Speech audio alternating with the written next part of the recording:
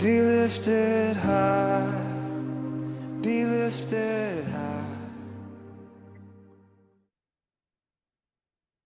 Hey guys, good to see you again, or I can't really see you, but good to be seen. I don't know what I'm trying to say here, but welcome to the Midweek Refuel. We took a couple-week break, but we're back, and tonight we're going to finish chapter 17 of Experiencing God. And in the last section that we talked about, we've been talking about how when God speaks, we make adjustments to what he says, where a lot of times we're trying to get God to adjust to us. We are actually learning how to adjust to what God is saying to us. And so let's pick it up right there. We start with Elisha.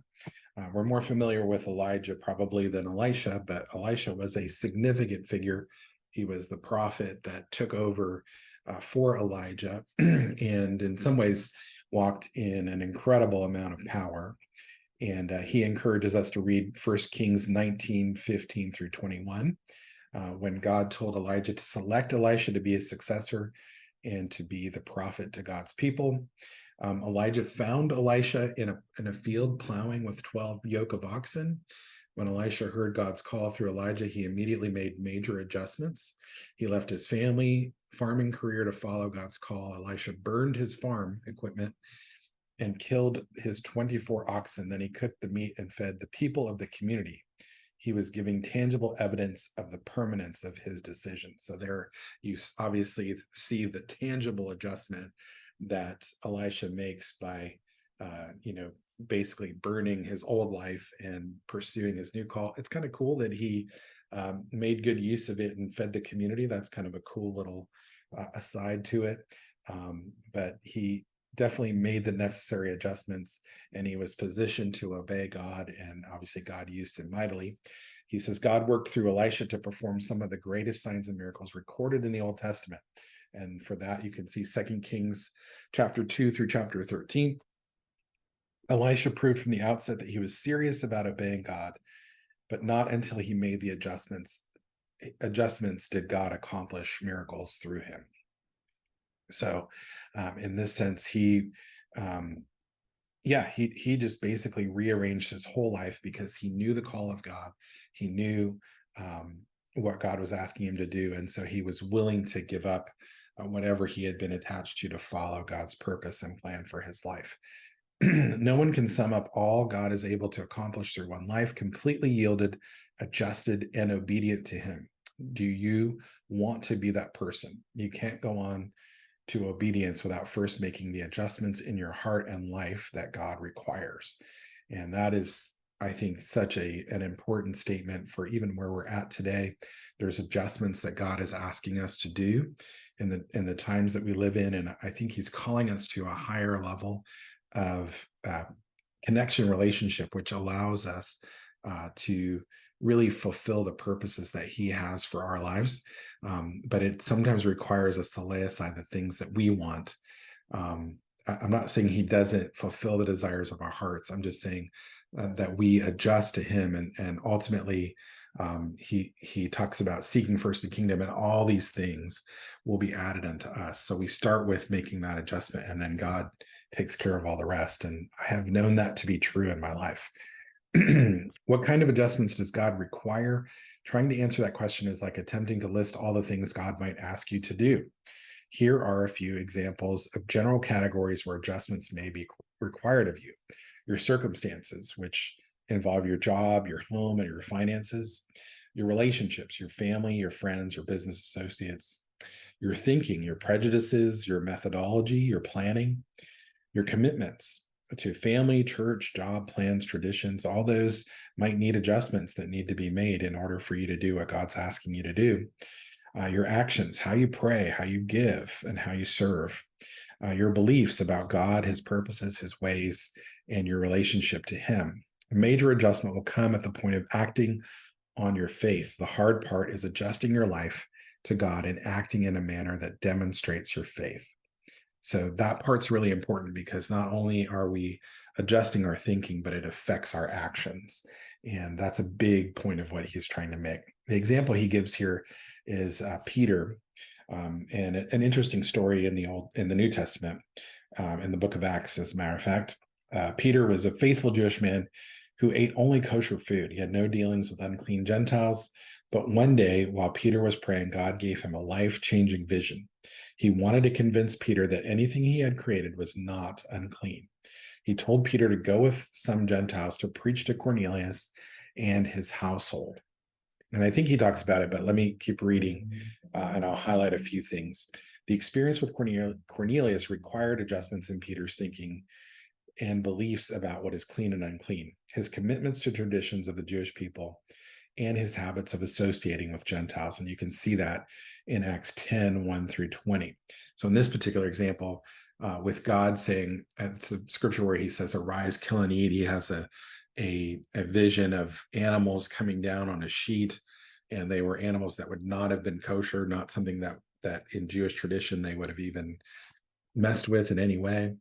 And Peter, there is a two-part manifestation here, or a two-part fulfillment, where God was saying, what I have created is not unclean, so you can eat whatever.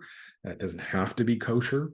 And then he's also making the point that this message of the kingdom is also for the Gentiles. And so it's not just for the Jewish people. This is not just in line with what was going on in the old covenant. This is a new covenant where my grace is available to all people. So really it was a statement for Peter on two levels. One was, helping him to see that there was a new covenant that required new obedience, that required adjustment. And he was able to make that adjustment and begin to minister to people that they normally would not have ministered to. But he saw through that practical example what God was asking him to adjust to. Absolute surrender. God does not delight in making us do things we don't like, but he does love us enough to involve us in his work.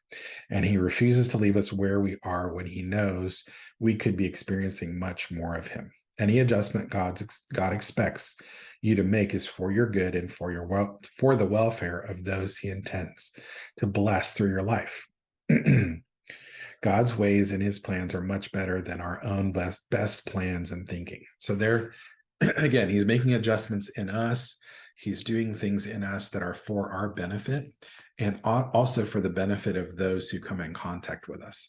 And he intends for us to be that blessing to other people. So we are blessed in order to be a blessing to others.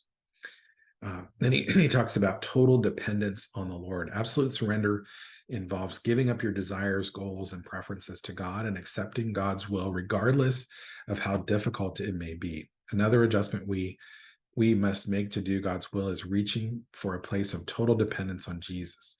Jesus said, you can do nothing without me. And that's in John 15, verse 5. Really agree with this. I will say that he does desire for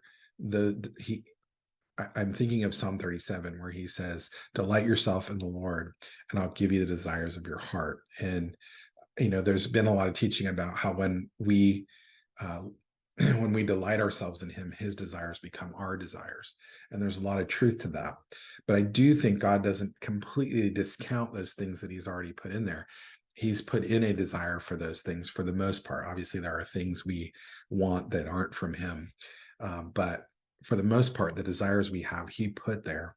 But really, it's in finding joy and finding fulfillment in our relationship with him that we really truly understand what it is to delight. And the things that we receive as a result of that almost don't seem as important as the relationship. I think that's really what he's going for. We must learn to live in constant awareness of our absolute reliance on God if he is to accomplish his purposes through us. If God is not at work in you, you can do nothing to bear spiritual fruit. As you are crucified with Christ, he lives through you to accomplish his purposes by his grace. And I really like that point. I think in the past, I probably would have disagreed with that to a certain extent, because in the kingdom, I see so much more empowerment. However, I'm also seeing how we as men, as mankind, can really mess things up. And really, I'm seeing the need for dependency on him more and more.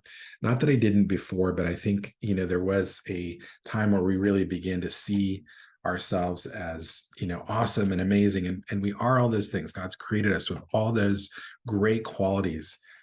But the reality is that we can't do anything without him. Unless he builds the house, we are laboring in vain, and he needs to be the constant in our life.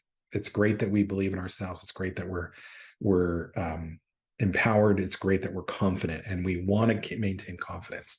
But sometimes that confidence becomes pride, and we think we're the ones creating it. We think I'm the one with the prophetic gift or the healing gift or all those things. And in reality, those things are just on loan to us from the Lord, and we are just operating in step with him, and we're seeing those things happen because he's at work in our lives, because he is that person.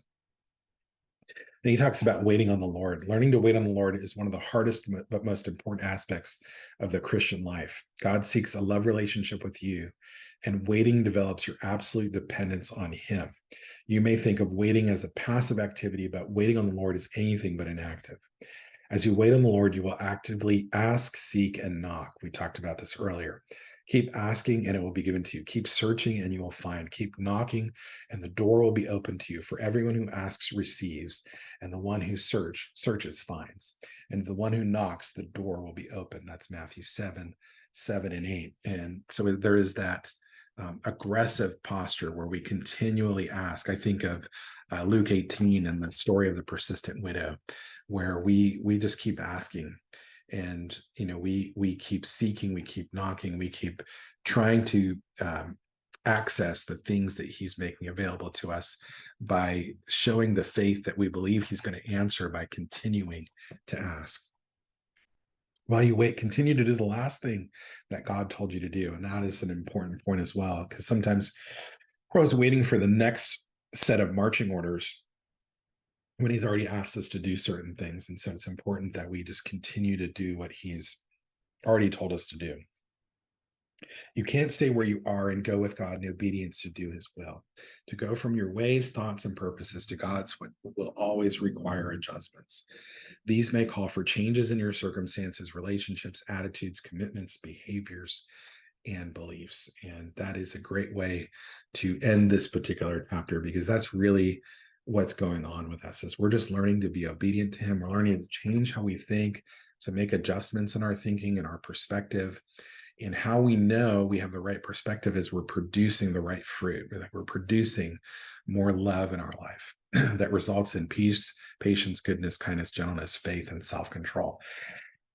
So those are important things to remember as we're making adjustments. Is what fruit am I bearing? What are the things that are coming from my life in this season?